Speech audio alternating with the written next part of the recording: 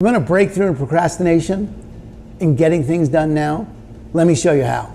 This is one of my favorite articles that we have people read in Level Up. I got it from a coach. Jeff Wilmore gave it to us in part of the autonomy course. And it's from the New York Times. I put the link in the chat. You can read it because I just think it's fascinating. It takes apart procrastination and gives you access to getting things done now that I just never thought of before. So the thing I thought was really interesting is, first of all, the Latin derivative of procrastination is to put off till tomorrow. When you look at the words that make up procrastination, it's to put off till tomorrow. But the Greek, the basis of that, from the Greek, akrase, akrisa. I think that's how you say it. I don't know how you say it, akrisa. I just read it, so I don't know how to say it, but let's say it's akrisa, for procrastinate. That means to do something against our better judgment. And that's so accurate, so nails procrastination for me. See, it's not just putting off till tomorrow. It's putting it off till tomorrow while I know it's not good for me to do it. See, it's not really procrastination if I just move something in my calendar from today to tomorrow and it's fine.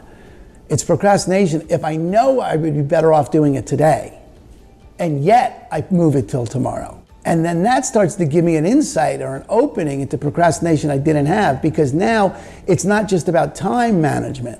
See, if I mistime my day and I have an activity that I scheduled for today and I go move it to tomorrow, I'm not procrastinating about it, I actually moved it to tomorrow. But if the time comes up for me to do the taxes, let's say, and I don't feel like doing it, and that I then move till tomorrow, or in fact, more likely don't move it at all, just leave it and pretend it didn't happen.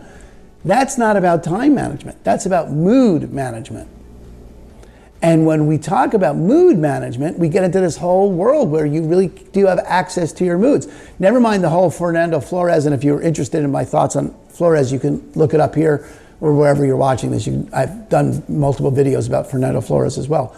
But the opportunity to manage your mood really then gives you something. Because look, what's the hit we get when we procrastinate? What's actually happening in our mood? It illuminates the present bias we have. You know, here I am doing whatever I'm doing. It's time to do my taxes. I don't feel like doing my taxes. What does that mean? Well, it means I'd rather sit here and watch the Seahawks or eat ice cream and watch Billions or whatever I'm doing. I'd rather do almost anything than do my taxes, frankly. I really would rather do almost anything. I'll clean the house, clean the kitchen, do whatever. I'm not gonna do the taxes. That's in the present. I don't want the pain of doing that thing I don't want to do. So I'll put the pain off for the future. And now I have something else to do in the present, which I don't mind as much, or I even enjoy. So I have a bias for pleasure in the present. Now that pain's out there in the future, which then leaves me in a particular mood. Why? Because when my future is filled with things I don't want to do, I'm in a crappy mood now. You know how stressed you get when something in the future is coming up that you don't want to do now? You're not even doing that thing now.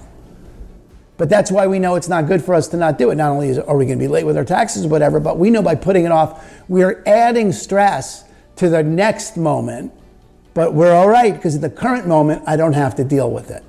So how you get out of that little trap is you just need to shift your focus from the present moment. You shift your focus to the future moment. You start creating for yourself, okay, well, what is my next week going to be about? And if you start putting out there in your next week freedom, or the opportunity to play, or just the peace of mind that you would have when, whatever it is, the mowing of the lawn, or the tending the garden, or the cleaning the closet, or doing the taxes, or doing your lead gen, or whatever it is that you're putting off, if you start to get that future created for yourself, where it's wide open because those things have been handled, handling it now becomes easier because you're in the presence of what that future is going to provide for you. You need to break the cycle of being attached to this present moment as itself a pleasure derivative of a function of pleasure now. No, you're not that interested in that. You want to get into the future that you're living into and stand there and look back and go, well, what would need to have been done for me to have that future? Oh, I'll do the taxes and clean out that closet and do that work.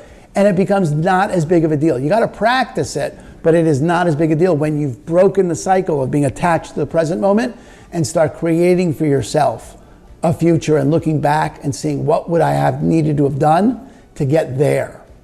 So check it out. You try that. You let me know what you think. Check out the article too. Check it out in the link. Let me know if you have any questions. Aaron Hendon at Christine & Company over at EXP. Talk to you later.